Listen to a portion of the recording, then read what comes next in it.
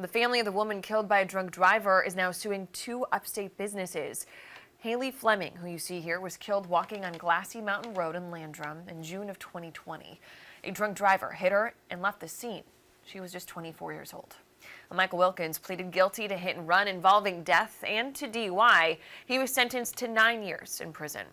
The victim's family is suing this store, Sandy Flat Grocery, saying Wilkins was already drunk when he bought alcohol from here the night of that crash. The other store named is QS Liquor Store. Wilkins also bought alcohol from there that night. They filed a wrongful death lawsuit last week against those two businesses, requesting a jury trial. Fox Carolina reached out to both of those businesses. QS Liquor said the store is under new ownership, and Sandy Flat Grocery said they had not been made aware of that lawsuit.